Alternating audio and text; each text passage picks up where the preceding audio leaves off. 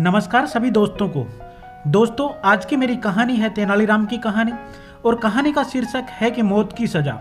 मगर दोस्तों, आपसे निवेदन है कि आप हमारे चैनल पे अगर पहली बार विजिट कर रहे हो तो प्लीज़ हमारे चैनल को लाइक शेयर सब्सक्राइब जरूर कर ले। जी हाँ दोस्तों, कहानी है मौत की सज़ा। एक समय की बात है कि बीजापुर नामक देश के सुल्तान इस्लाम आदिल शाह को यह डर सताने लगा था कि राजा कृष्णदेव राय उन पर हमला करके उनके देश को जीत सकते हैं। सुल्तान ने कई जगह से सुन रखा था कि राजा कृष्णदेव राय ने अपने साहस और वीरता से कई देशों को जीतकर अपने राज्य में मिला लिया है। इस बारे में सोचते सोचते सुल्तान के दिमाग में एक ख्याल आया कि अगर उससे हम अपना देश बचाना चाहते हैं तो राजा कृष्णदेव राय की हत्या करवानी होगी। सुल्तान यह काम तेनालीराम के एक करीबी दोस्त कनक राजू को सौंपता है और उसे भारी इनाम देने का लालच भी देता है। इसके बाद कनक राजू राजा की हत्या की योजना बनाकर तेनालीराम से मिलने पहुंच जाता है।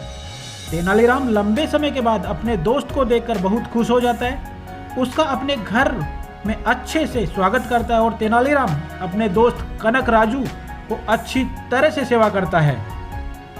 कुछ दिनों के बाद जब तेनालीराम किसी काम से घर से बाहर जाता है तो कनक राजू राज कृष्ण देव के पास तेनालीराम के पास संदेश पहुंचाया जाता है कि अगर आप इस वक्त मेरे घर पे आएंगे तो मैं आपको अनोखी चीज़ दिखाऊंगा।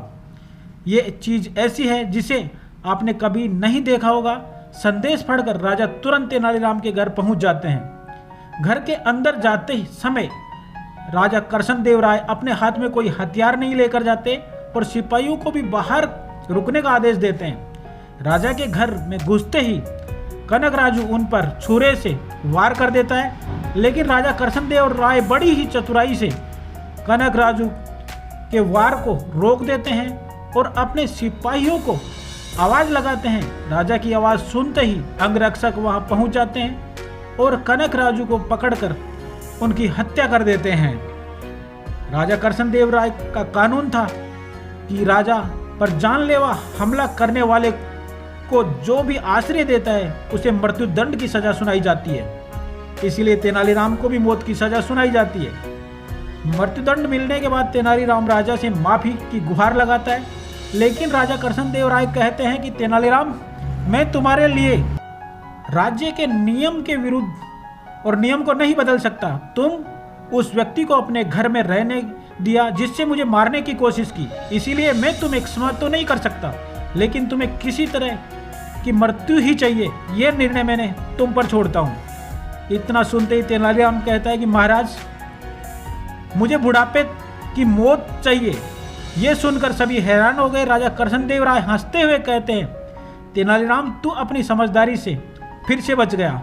जी हाँ दोस्तों, इस कहानी से शिक्षा मिलती है कि चाहे कितनी भी बड़ी मुश्किल की घड़ी हो, लेकिन अगर आप समझदारी से काम लिया जाए तो हर समस्या का हल निकल सकता है। तेनालीराम ने भी ऐसा ही किया।